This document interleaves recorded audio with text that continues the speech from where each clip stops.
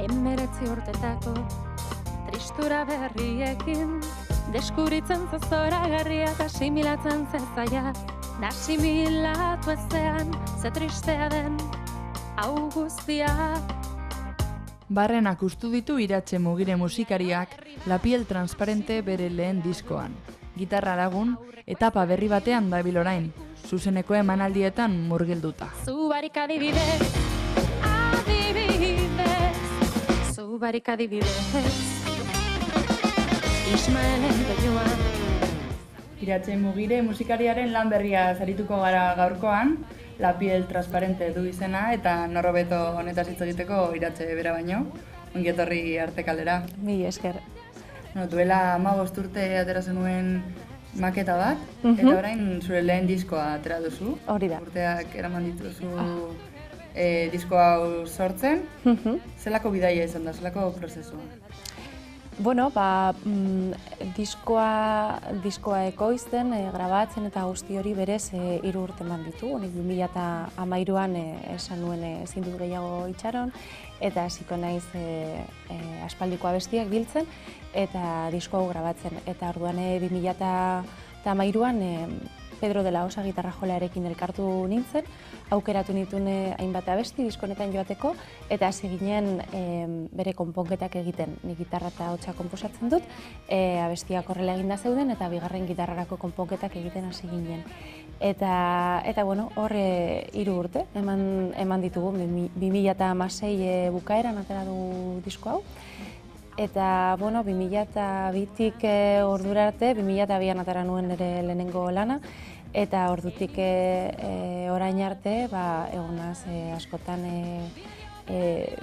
zuzenekoetan talde batek lagunduta, beste talde batzuei laguntzen, estudio lanetan beste musikariei laguntzen, baina batez ere bilatzen momentua proposa lan hau grabatzeko. Orduan bai, urte askotan bilatu dut momentu hau eta lan hau egitea lortzea. Ja da, atera duzu diskoa, hementxe dute eskuartean eta zabaltzen badugu, ikus dezakegu kapulu bat tximeleta sortzen. Hori zer da, prozesuaren zer?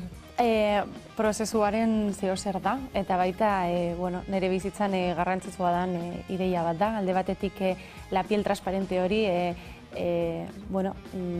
jarri dugu, grafikoki jarri dugu kapulu horretan, krisalida horretan, eta nola tximeleta prozesu horretatik irtetzen den niretzako da bizitza batean zelan hainbeste aldiz, jaio eta hiltzen garen, ezta?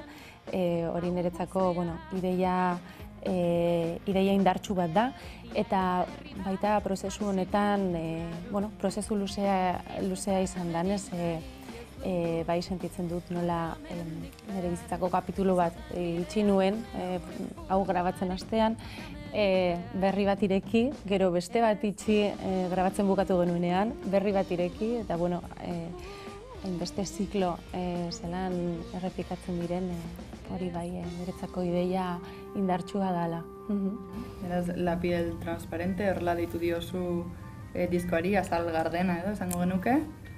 Hori da, barrutik ateratzen zaizuna da disko honetan plasmatu nahi izan duzuna? Bai, guztiz, La piel transparente izena dauka, abesti hori, La piel transparente izeneko abestia gaztenetakoa da. Zeren diskoak biltzen ditu abestiak 2009-tik 2013-ra idatzitako abestiak. Eta abesti hau gaztenetakoa da. Eta diskoan sartzera erabaki nuenean, izenburu horrek ja nahiko pisua zeukan eta ja erabaki izan izenburua. Baina bai egia da nik idazten dudanean barrutik irtetzen zaidana idazten dudala. Lehenik eta behin niretzako, nire buruarentzako idazten dudala. Nik nolabait munduaren metabolismo hori egiteko balio didala. Ez da idazteak eta musika idazteak. Eta beraz bai, azal gardena badaukat, benetan idazten dudana barrutik nire barruan egondalako eta barrutik irtetzen zaidalako. 12 urte zenituenetik konposatzen duzu, eta zelakoa da abestiak sortzeko modu hori, abesti baten jaiotza berezia izaten da? Bai, abesti baten jaiotza oso berezia izaten da. ez dakit, oso barrutik datorren zerbait izaten delako, eta batzutan zeure burua ere harritzen delako, ez? Zerbait jaiotzen denean.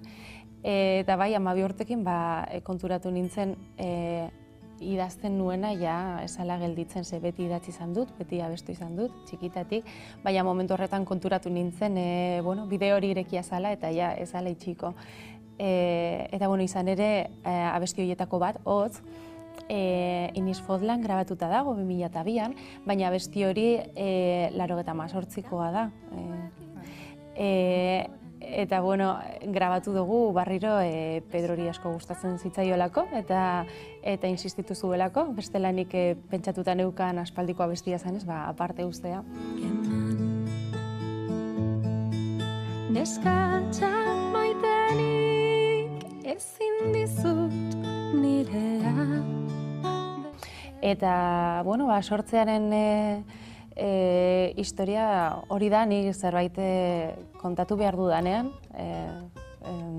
edo zerbait ez dakit metabolizatu behar dudanean, irtetzen zait irten behar zaidan hizkuntzan, momentu horretan bizitzen ari naizen hizkuntzan, eta normalean musika eta hitza batera datoz, edo hitz batzuetatik, poesia batetik edo prosa batetik hasten naiz idazten eta holan jaiotzen dira bestiak. Disko akustikoa da, dentsitate handikoa, eta horrek esan nahiko du barrena akustu beharko dituzula, ez? Musika sortzerakoan. Bai, ala izaten da, baina ala izaten da ez planeatzen dudalako, baizik eta berez holan sortzen delako abesti bat idazten dudanean eta musika jartzen dio danean, saiatzen naiz nire barruan dagoen guztia alik eta fidelen islatzen musika horretan. Eta bai, barrenak usten ditut. Entre raíces que ando removiendo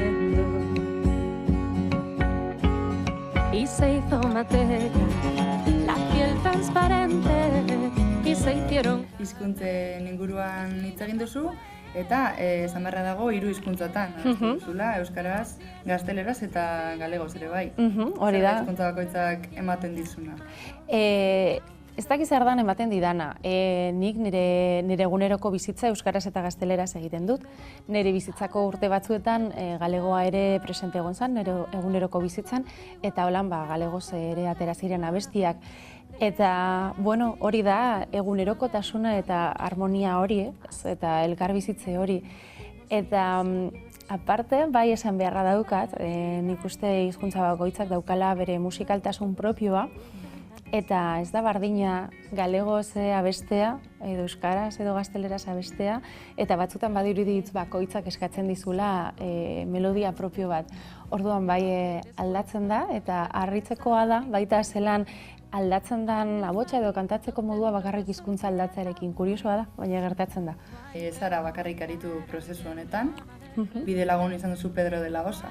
Hori da. Gitarrarekin. Hori da, bai lehen esan dizudan bezala, 2013 bukaeran, erabaki nuenean proiektu honekin hastea, elkartu ginen, eta hasi ginen konponketak asmatzen, bigarren gitarrarako konponketak.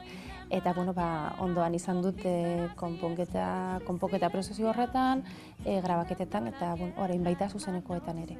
Bideoklip bi atera dituzu, La piel transparente eta 19 primavera. Azken abesti honek rock ukitu. Bai, bada rock.